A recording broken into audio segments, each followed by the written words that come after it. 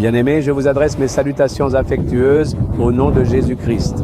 N'est-ce pas un endroit magnifique? C'est un bel endroit près du rivage. Je vous ai déjà parlé de Saint François Xavier.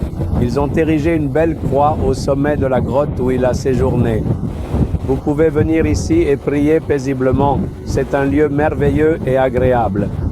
Même aujourd'hui, le Seigneur m'a donné une parole à vous transmettre. Vous demandez-vous quelle est cette parole? Ouvrez votre Bible à Proverbe 26, 2. Ainsi la malédiction sans cause n'a point d'effet. Malédiction. Beaucoup de personnes sont accablées en disant « cette personne en particulier m'a maudit ». Ils disent « ma belle-mère, ma belle-fille ou même mes parents m'ont maudit ». Ils ont dit que je deviendrais ceci ou cela.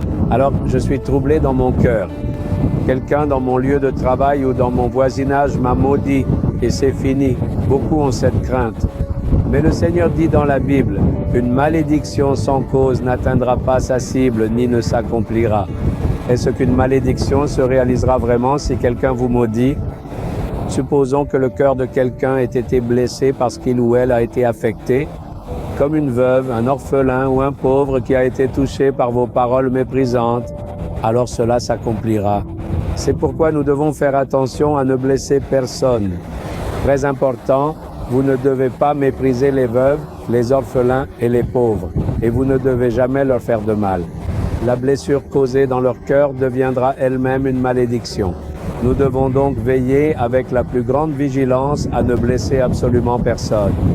Si une malédiction naît d'une telle blessure, alors elle finira inévitablement par se réaliser un jour ou l'autre. Sinon, ne laissez jamais la moindre crainte vous envahir face à une malédiction prononcée contre nous par simple jalousie ou pour tout autre motif de nature équivalente.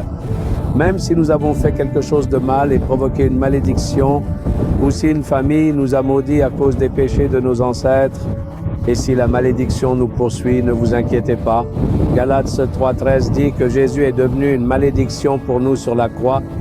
Il n'a pas seulement porté l'intégralité de nos péchés et de nos maladies sur la croix du Calvaire, mais il a également pris sur lui toute notre malédiction, absolument toute forme de malédiction, qu'elle provienne directement de la méchanceté des hommes ou qu'elle soit la conséquence directe de vos propres péchés passés. Le sang de Jésus a le pouvoir de changer toute malédiction, parce que Jésus est devenu une malédiction pour nous sur la croix. Il a été couronné d'une couronne d'épines. Les épines symbolisent la malédiction. Jésus a permis que la malédiction des hommes tombe sur lui et il est devenu une malédiction sur la croix. C'est pourquoi, si vous priez en disant « Jésus, tu es devenu une malédiction pour moi sur la croix, délivre-moi de cette malédiction au nom de Jésus », toutes vos chaînes de malédiction seront brisées. Et alors la malédiction se transformera en bénédiction. C'est là une autre grande bénédiction que nous recevons de la croix de Jésus. Alors, ne sois pas découragé ou effrayé par la malédiction de quelqu'un. Toutes les malédictions deviendront des bénédictions pour toi. Si tu es vraiment affecté par une malédiction, viens à Jésus, regarde la croix et prie. Ta malédiction deviendra une bénédiction. Veux-tu prier? Père, tu as dit que la malédiction sans cause n'atteindra pas sa cible. Je bénis et je prie pour ceux qui m'ont maudit sans raison. Merci car cette malédiction ne m'atteindra pas.